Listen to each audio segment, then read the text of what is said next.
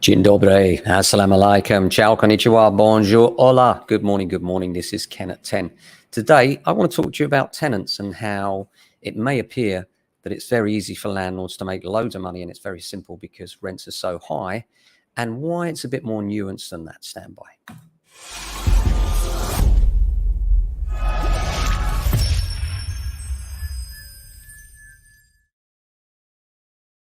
Good morning to you. This is Ken at 10. If you haven't been here before, we talk about property every day of the week, live at 10 o'clock from our estate agency offices in southwest London, Norbury, which is between Streatham to the north, Croydon to the south, a zone 3 commuter area, which you should consider if you're thinking of investing in London, want somewhere that represents a good balance of value and mix of professional people looking to commute into the city. So how are you? I hope you're well. Here, the weather in Norbury is beautiful. It's an absolutely stonking beautiful day. In fact, it looks like it's going to be one of the best days of all. So incredible weather out there. I want to talk to you a little bit about tenants, because a lot of people think that because the market's risen so dramatically, and it has, and that's on the back of rising interest rates. So landlords are having to increase their rents. And this is because even with those rent increases, sometimes they're going backwards because mortgage rates have gone up so much. And quite often on the back of that, because the yields no longer work for the lender, they can't refinance elsewhere. So they have to use their existing lender, which can mean going up even higher on the rate where they don't have many options. And this is causing real problems. So what it means is that when properties are advertised, they're getting massively more than they were a year ago. In some cases, we're seeing rises of between £500 and £1,000 per calendar month difference. But what this means on the other side of that is that people are going to find that money. How do they find it? Well, often by banding together. So what I'm talking about here is multiple sharers. And this causes another difficulty for the average landlord. And this is a thing called houses in multiple occupation. Now, I'm going to cover this in some more detail on a podcast, but basically what it means is that if you have, depending on the area, the definition of HMO or house in multiple occupation does change area to area. But in our area, for instance, here in Norbury, covered by Croydon Borough, the definition is 5 or more people making up 2 or more households. And what this means is that if you have somebody come in looking to rent a property and there are 5 people, or maybe 2 couples and 1 other sharer, then you have an HMO. Now, the problem is that unless you've got a license, actually, that's illegal. And these licenses are expensive. They require further investment in fire protection and safety. And they're not the way that most people want to rent out their houses, because it involves quite often multiple tenancy agreements and so on and so forth. And if you're not really careful, if you have a larger house, you can rent a house and you presume you're renting it as one unit, when in fact it's multiple occupants, and you need to keep an eye on that, because you can fall foul and be in breach of the law. And if there's a fire, God forbid, it could be considered your fault. So you need to be really careful on HMOs. How do we deal with this? Well, it's about establishing the facts at the very start when tenants ring through, because there's no shortage of people out there, that's true. But most people are looking to share on a multiple basis. Daily, people come into us and say, yeah, there's 5 of us, we're looking to share. And we say, it's not possible. We don't have anything that has a license that we can rent to you. And then their response to that is, okay, there's 4 of us. And we're like, no, sorry, you just told us there was 5 of you. We're not now accepting that there's just 4, because we need to be careful. We need to protect our landlord's position. So HMOs are a real issue at the moment in terms of making sure, and it's understandable, isn't it? Couples want to band together because it's the only way that London can be affordable.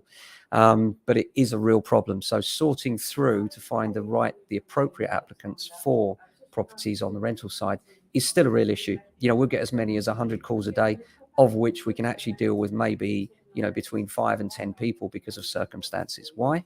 Because if it's someone that's not working, we'll require a guarantor, and that guarantor has to meet certain standards.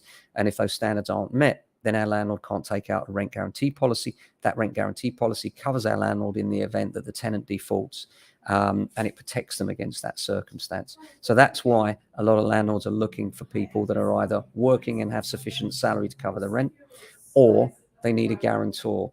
And these guarantors, it's difficult to get. Why? Well, because a guarantor is effectively saying, if you don't pay the rent, I'll pay it for you. It has to be a pretty close friend, doesn't it, to take over that obligation? You have to be very sure that you're not going to be called upon in those circumstances. And who knows, that person's circumstances can change. So they have to be really a close relative in most circumstances.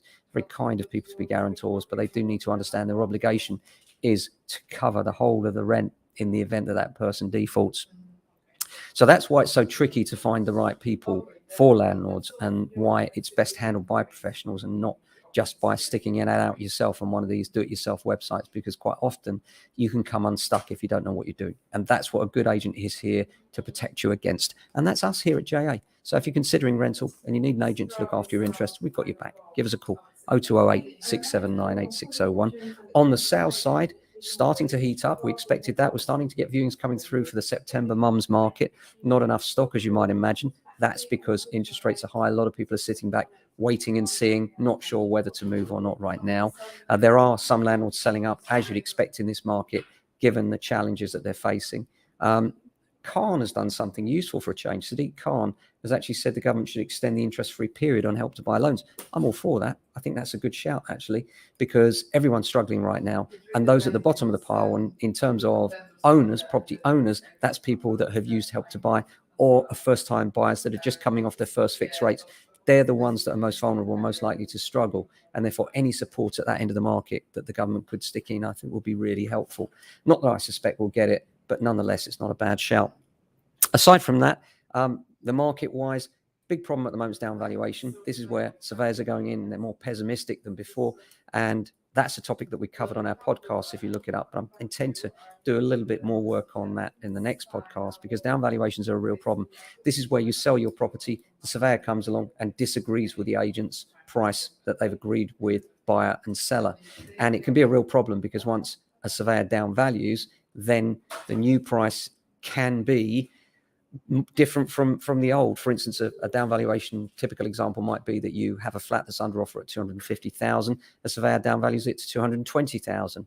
There's a 30,000 gap, and the buyer's asking for the money off. And it's how you deal with those circumstances and make sure that you're not just, sticking your hands up and giving in just because that's been said, because it's not necessarily the case that it's true. And this is where you need careful guidance again through that maze of down valuation. And it is about comparable evidence. What have you sold? How does it compare recently that's like this? And there are many ways that you can research this, not just with your own agent, but through other agents as well. Agents should have, or if they haven't got them, then we have the professional tools that will allow them to check not only what they've sold, but what others have sold, and therefore be able to support that valuation. But here's the problem. Most surveyors, having made their valuation, if it's lower than the asking price, will not be willing to talk about it. We've had many examples where we've had comparable evidence which justifies the valuation, and surveyors are still stuck on their old figure and saying, well, no, we're not changing our figure. And this causes the buyers a problem. They've got to either pay for another survey through another lender and start the process again, or walk away, or there's got to be a compromise on price with the seller. And these are proving really difficult circumstances for people right now as well. So that's another challenge for the marketplace. But we're in the September market. The good news is the weather's sunny and there are people out there selling, and there's still people out there buying. So it's not as dead as some will have you believe. Apart from that, there is some space in the diary today. Quite busy tomorrow, but can actually accommodate you next week if you're thinking of what you should be doing with your home, whether you should rent it or sell it, or maybe you want to look at both. And because at James Alexander, we've been doing both for over 30 years, we have the experience and breadth of knowledge that will help you make an informed choice on those things. And it's really with us, we're a no-bull approach. We'll tell you what the bad side is, not just the good side. So thanks for watching as always. Have a fantastic day. Look after yourselves, your family and friends. We'll be back same time, same place tomorrow with another edition. Take care.